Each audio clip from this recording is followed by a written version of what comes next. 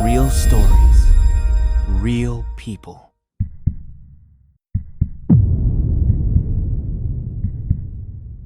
My name is Jennifer Schuett, and when this happened, I was 8 years old. I lived with my mother in Dickinson, Texas. It was August 1990, a warm summer night that felt completely ordinary.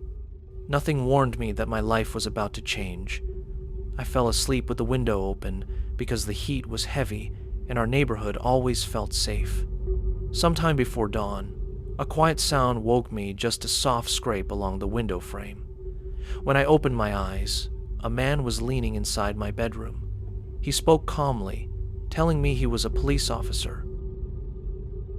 He lifted me through the window and carried me outside. The air felt thick and humid, and my hands shook as I held on to him. I didn't scream. I didn't understand what was happening. He placed me inside an old car that smelled like oil and cigarettes. He didn't talk. He didn't turn on the radio. We drove for a while, passing quiet streets and dark stretches of road.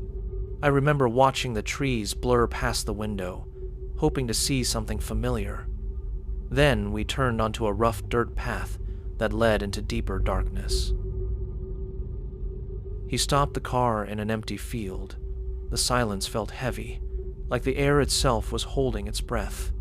He took me out of the vehicle and assaulted me, an assault so brutal that even now, decades later, Jennifer has stated publicly that many details are difficult for her to repeat.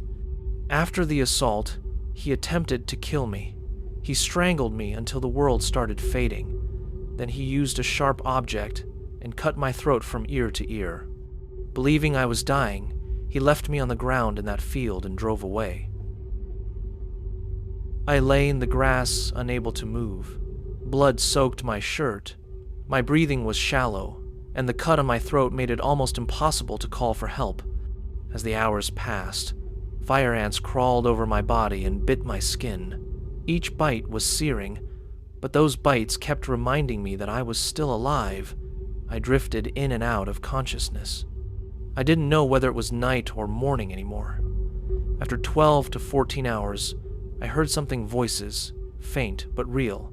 People had found me, and somehow I was still breathing. Emergency responders quickly realized how grave my condition was.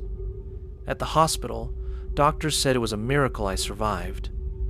My throat had been so badly damaged that I needed a tracheotomy to breathe. I couldn't speak, but even without a voice, I wanted them to know what happened.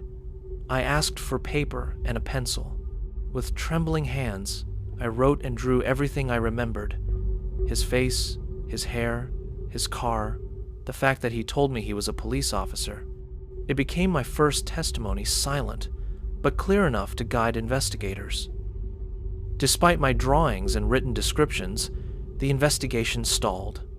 There were no solid leads, no witnesses, no usable evidence that could identify him.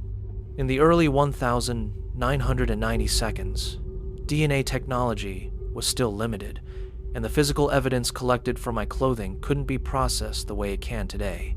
The case eventually went cold. I grew up knowing my attacker was still out there. Every birthday, every milestone was a reminder that he had not been caught. I learned to live with fear, but I also learned persistence. I wanted justice, even if it took a lifetime. In 2008, almost 18 years after the attack, Detective Tim Cromie of the Dickinson Police Department reopened my case. He carefully reviewed every detail from the original investigation. He teamed up with the FBI and decided to send the clothing I wore that night to a modern forensic laboratory. This time, the technology was far more advanced. The lab extracted a full DNA profile from the evidence. When the results came back, CODIS, the National DNA Database, produced a hit. After nearly 2 decades, the profile matched a man named Dennis Earl Bradford. Bradford wasn't a stranger to law enforcement. The DNA match linked him to my assault, but records showed he had also been arrested in Arkansas in 1996 for kidnapping a woman, sexually assaulting her, and attempting to kill her. The similarities between the cases were unmistakable. Investigators confirmed additional details. Bradford had lived in the Houston-Galveston area around the time of my attack in 1990. He had left after the crime, making it harder to identify him. But now the evidence was finally strong enough to pursue him. On the 13th of October 2009, police in Arkansas arrested Dennis Earl Bradford at his home. He was 40 years old. I was almost 28. When investigators told me they had identified him and taken him into custody, I felt a complicated mix of emotions: relief, shock, fear, and the overwhelming realization that the person who tried to kill me had been living an ordinary life for nearly 2 decades. He had worked, married, raised children, and moved freely while I carried the trauma he left behind. After 19 years, the truth finally had a name. I wanted to face him in court. I wanted him to see that I survived, that I grew up, that the little girl he left for dead had found her voice again. Prosecutors began preparing the case. The evidence was strong: DNA, my original statements, and the pattern of his previous crime. For the first time, I felt that justice might finally happen the way I always imagined, through accountability, truth, and a courtroom where he would have to answer for what he did. I was ready to testify, ready to stand up after so many years. But the trial never came.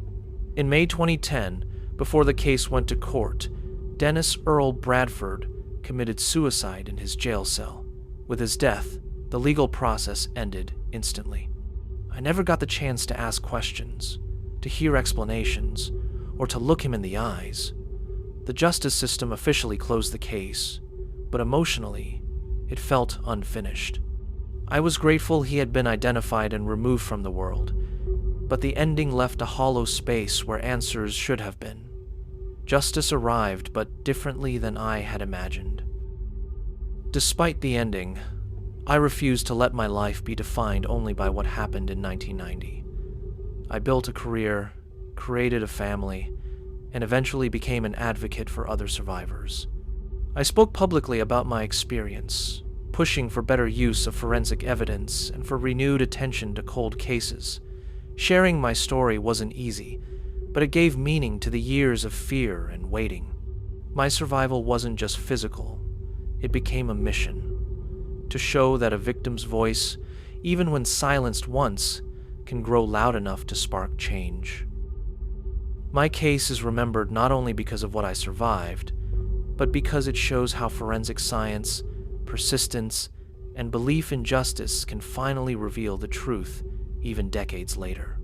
I was a child left in a field to die, a case forgotten in a dusty file, a voice that could only speak through pencil and paper, but I became a woman who reclaimed her story. The man who attacked me didn't get the final word. I did. And every time my story is told, it becomes a reminder that survival is stronger than fear.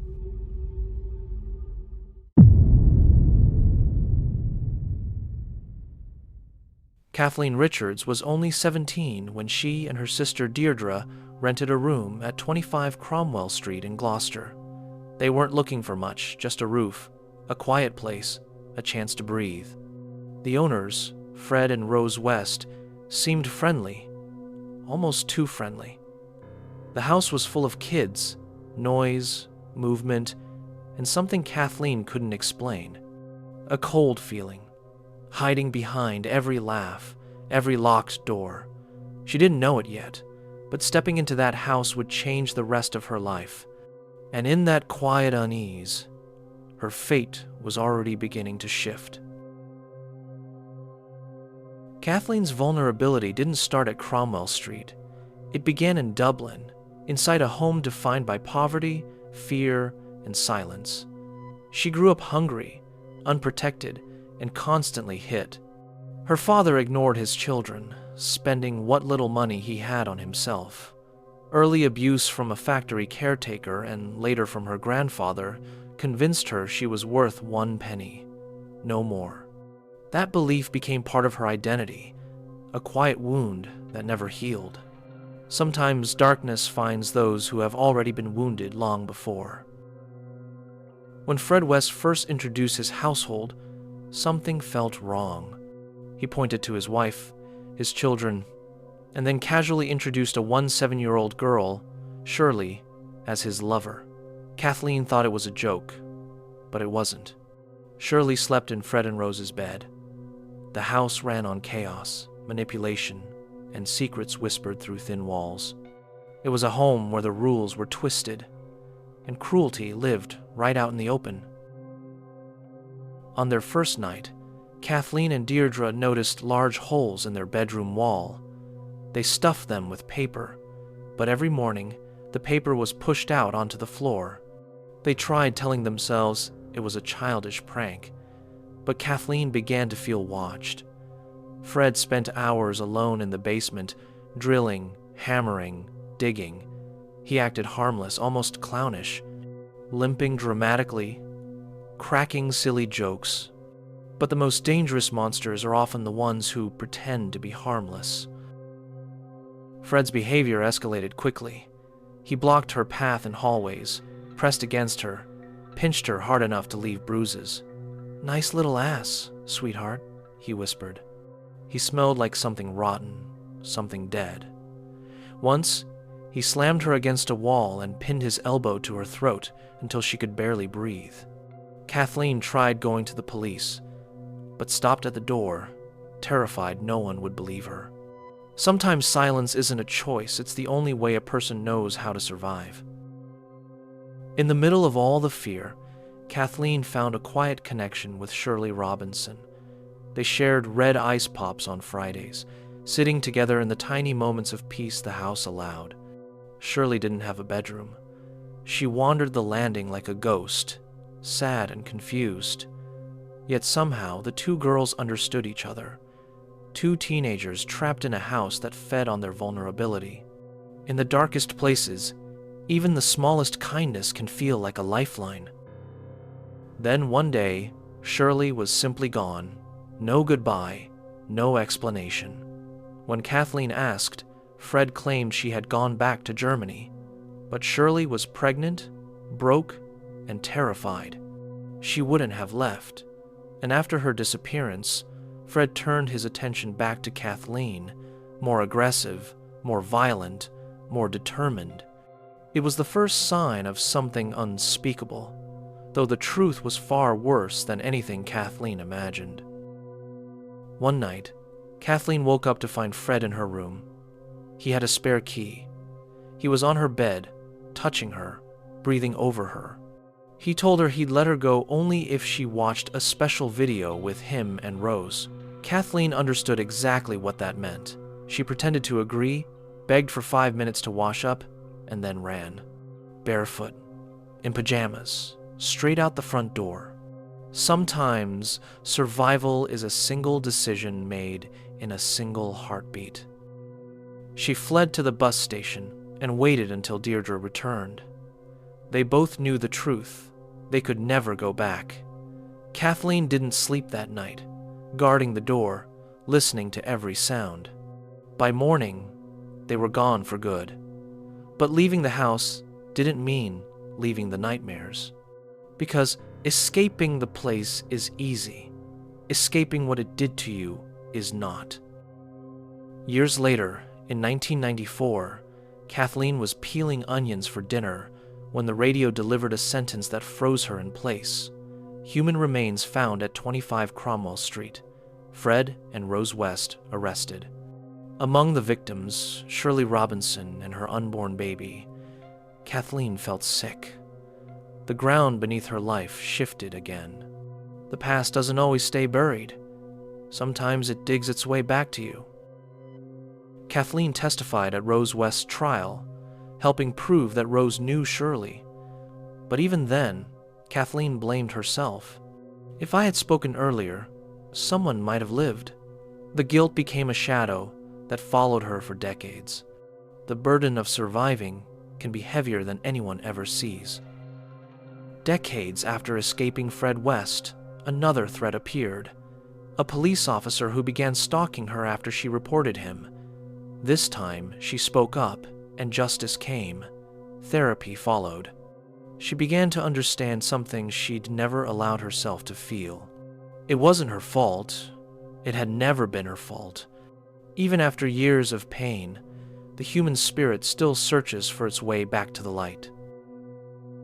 Nearly 50 years later, Kathleen finally said the words she'd never spoken.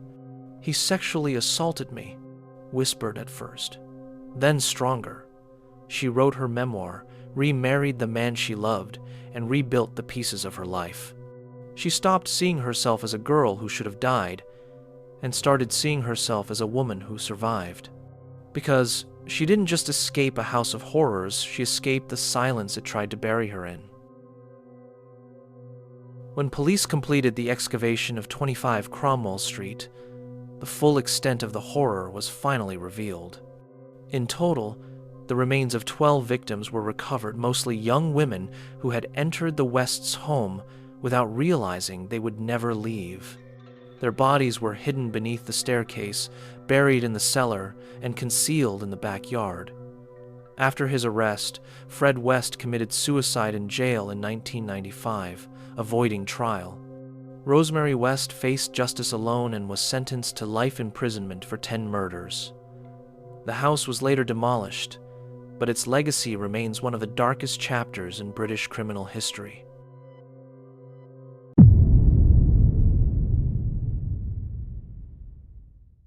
June 24th, 2002, Columbia, South Carolina. 15-year-old Cara Robinson was watering plants outside her friend's home. It was broad daylight, a quiet suburban street, no sense of danger approaching.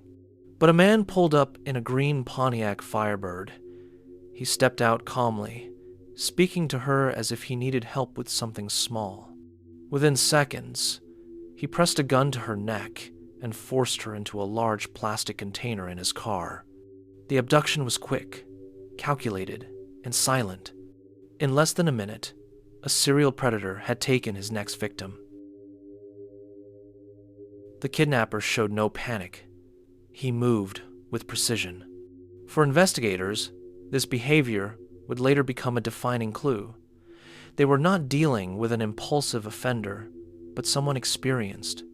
Inside the container, Cara stayed remarkably alert. She counted the minutes, the turns, and the speed of the vehicle. Every sound became a potential landmark.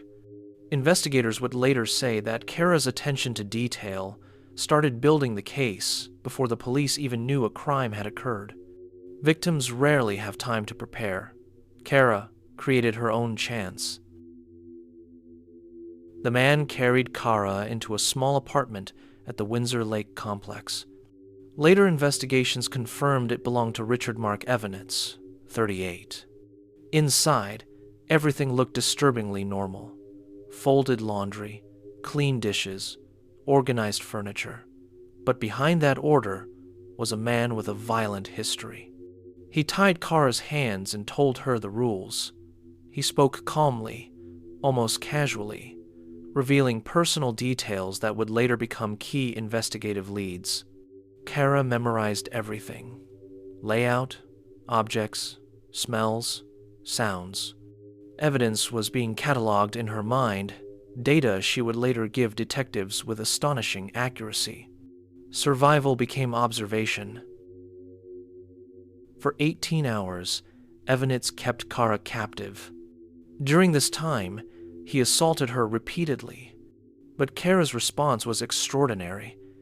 Instead of shutting down, she analyzed her captor's patterns when he slept, how he moved, what he trusted. She noted shampoo bottles, cigarette brands, the hum of a nearby AC unit, even labels on beverages. Every detail would later help authorities confirm the exact apartment and connect Evanitz to unsolved murders. To investigators, Cara's memory would be described as exceptional under extreme trauma. Under control, she collected the facts that would break the case open. Evanitz spoke freely, assuming Cara was too frightened to process information. He mentioned work schedules, family issues, old relationships. Detectives would later confirm several of these statements, matching them to his employment records and past addresses. He believed Kara would never leave that apartment alive. But by talking, he created a profile of himself in her mind, details Kara would later deliver to police with exactness. For investigators, this was crucial. Offenders who talk reveal far more than they realize, and every careless confession became part of a larger pattern authorities had missed. Sometime in the early morning, exhaustion overtook Ivanitz. He fell asleep beside Kara. She noticed immediately. His breathing slowed, his body finally relaxed. This was the moment she had been waiting for. Her hands were loosely tied, an intentional act by Ivanitz to create the illusion of control. Slowly, carefully, Kara pulled her wrists free. Investigators later said this decision required extreme composure under lethal threat. If the offender woke up, the consequences would likely be fatal. The line between escape and death rested on absolute silence. Kara unlocked the door and stepped into the hallway. She avoided the elevator, choosing the stairs to minimize noise. Outside, she ran across the parking lot toward the first person she saw, a man sitting in his car. She told him she had been kidnapped. He immediately drove her to the nearest police station. Detectives later said Kara arrived, collected, precise, and shockingly detailed. Despite having just escaped a serial offender, she provided information as if giving a structured report. The investigation began the moment she stepped inside the station. Kara gave detectives a complete description of the apartment: furniture placement, kitchen layout, bathroom brands, curtain pattern, even the distance between traffic lights on the drive. Detectives retraced the route at the same speed Ivanitz likely used. Kara's memory led them directly to the correct apartment complex within hours. It was one of the most accurate victim-led reconstructions investigators had ever seen. Her mind had recorded a crime scene she was never meant to survive. Fingerprints inside the apartment returned a name: Richard Mark Ivanitz. A traveling salesman, former Navy man, registered sexual offender. Detectives cross-checked his profile with unsolved cases. The connection was immediate and chilling. Ivanitz matched the suspected offender profile in the murders of 3 Virginia girls, Sophia Silva, and sisters Cotty and Kristen Lisk. For 6 years, those cases had remained unsolved. Kara's escape finally exposed the suspect behind them. One survivor revealed the identity of a long-hunted predator. When police attempted to arrest Ivanitz, he fled, triggering a high-speed chase across South Carolina, Georgia, and Florida. Officers coordinated with multiple agencies, using Kara's timeline and behavioral details to support the pursuit. The chase ended in Sarasota, Florida, where Ivanitz took his own life as officers closed in. Investigators would later confirm his death prevented further victims but also prevented a trial. The evidence Kara provided became the central piece linking him definitively to the Virginia murders. A single escape had ended a serial predator's cycle permanently. Kara's composure under trauma astonished investigators, forensic psychologists, and victim specialists. Her ability to recall details became an example in law enforcement training on victim-led investigations. Police credited her with solving 3 cold cases, preventing additional crimes, and bringing long-awaited answers to families in Virginia. But the psychological toll remained heavy. Survival did not erase memory, but it turned memory into purpose. Trauma became testimony, and testimony became justice. As an adult, Kara chose to work inside the justice system. She became a victim's advocate, later joining law enforcement herself. Her insight into offender behavior and victim survival made her a valued figure in investigative training. She spoke publicly about her case, helping survivors understand responses to trauma and reminding officers how crucial victim information can be.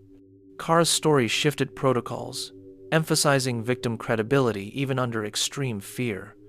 Her survival transformed into a tool that continues to protect others. Kara Robinson Chamberlain is recognized today not only as a survivor, but as the key witness whose actions stopped a serial killer. Her case is studied across the United States as a model of resilience, investigative precision, and victim-centered policing. She once said, "I was not going to be his victim. I was going to be his downfall." And she was. Her courage ended a cycle of violence and brought answers where there had only been fear. In the world of true crime, few stories demonstrate the power of survival as clearly as hers.